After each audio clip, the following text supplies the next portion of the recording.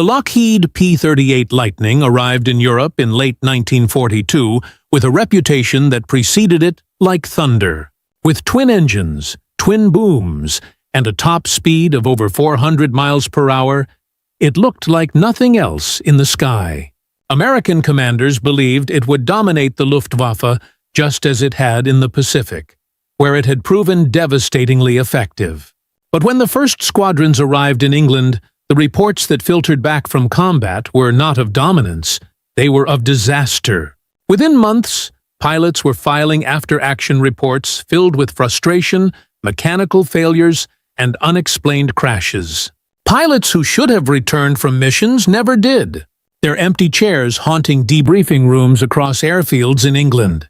The issue revealed itself during high-altitude intercepts, where the P-38 was supposed to excel. When Lightning pilots spotted German fighters below and pushed into a dive, they expected their superior speed to carry them through the attack.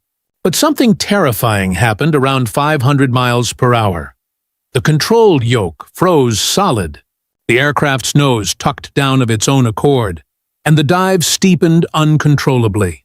Airspeed surged past 550, then 600 miles per hour, and the entire airframe began shaking violently, as if tearing itself apart. Some pilots managed to recover through sheer luck and strength. Others didn't. Between October 1943 and January 1944, the 55th Fighter Group alone lost 11 aircraft to what official? Reports coldly termed compressibility accidents. Perfectly. Functional planes dove into the English Channel, or the French countryside. No enemy fire, no engine failure, just the mysterious hand of physics reaching out to destroy them. Compressibility was a concept barely understood at the time. In theory, Lockheed's engineers knew it existed, but theory lived in wind tunnels and technical papers, not in the chaos of combat at 25,000 feet. What those pilots were encountering was their aircraft nearing the speed of sound, around Mach 0.68, where airflow over the wings began forming shock waves. Those shock waves robbed the tail of authority. The horizontal stabilizer, mounted between the Lightning's twin booms, sat in disturbed, turbulent air. The elevators stopped responding. The aircraft became a 16,000-pound glider locked in a terminal dive, leaving the pilot helpless, watching the altimeter spin and praying for a miracle. The Luftwaffe noticed. German pilots, masters of aerial tactics honed against hurricanes and Spitfires, soon realized that if they could bait a P-38 into a dive, they could often escape, or even watch the American fighter crash without firing a shot. They developed a new tactic. When chased by Lightnings, they dove in controlled spirals, forcing the Americans to follow into the danger zone of compressibility. By mid-1943, these diving spirals became standard German doctrine. It wasn't just a tactical advantage, it was psychological warfare. P-38 pilots began to hesitate, knowing that aggression could kill them faster than the enemy's guns. Morale began to fracture. These weren't cowardly men. They were volunteers who had crossed an ocean to fight. But they were flying an aircraft that punished their bravery. By summer 1943, the P-38's reputation in Europe was in ruins. Some squadrons were quietly reassigned to lower-altitude ground attack roles or transferred to the Mediterranean, where the thinner air was less deadly. The Lightning, once a symbol of American innovation, had become a liability. And then, in late October 1943, desperation produced discovery. The exact name of the first pilot remains debated.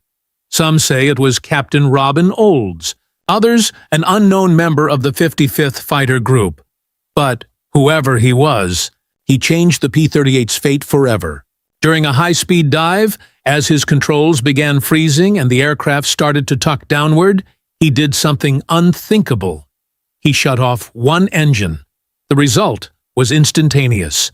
The violent buffeting smoothed out, the nose responded again, and the Lightning, though still screaming earthward, remained controllable. He pulled out safely. Back on the ground, his squadron thought he was insane. You don't shut down an engine in combat. they told him. Not in a dive at 500 miles per hour. But desperation breeds boldness. Within a week, 3 more pilots tried it, and every one of them came back alive, reporting improved control, the ability to stay with German fighters longer, and dives that no longer ended in disaster. None of them could explain why it worked. They weren't engineers, they were survivors. Yet their field innovation spread rapidly through squadrons in England, whispered at bars and briefing rooms. Kill one engine. It works. Mechanics hated it, fearing the delicate Allison engines would seize, burn, or fail to restart. Commanders didn't know whether to forbid or endorse it, but the results were undeniable. Pilots who used the technique were surviving and winning. When the reports finally reached Lockheed engineers in California, even the brilliant Clarence Kelly Johnson was skeptical. How could asymmetric thrust make a plane more stable? The answer lay in airflow. At high speeds, both P-38 propellers generated swirling slipstreams that combined with shock waves to batter the tail. But with one engine off, the airflow pattern changed, creating smoother, more stable conditions over the tailplane. The slight side slip induced by asymmetric thrust delayed shockwave formation, buying pilots an extra 30 miles per hour of controllable dive speed. Engineering officer Harold Birkeland of the 55th Fighter Group even quantified it. Shutting down one engine reduced tail pressure distortion by up to 22% between Mach 0.65 and 0.70 that Lockheed test pilots confirmed it in California dive trials. What combat pilots had discovered through instinct was scientifically valid. By early 1944, the U.S. 8th Air Force could no longer ignore the results. Official training began at Boxted Airfield in Essex. Pilots learned to shut down one engine in level flight, then in shallow dives, then finally in full combat simulations. The process had to become muscle memory. When to cut power. When to restart. Which engine to use.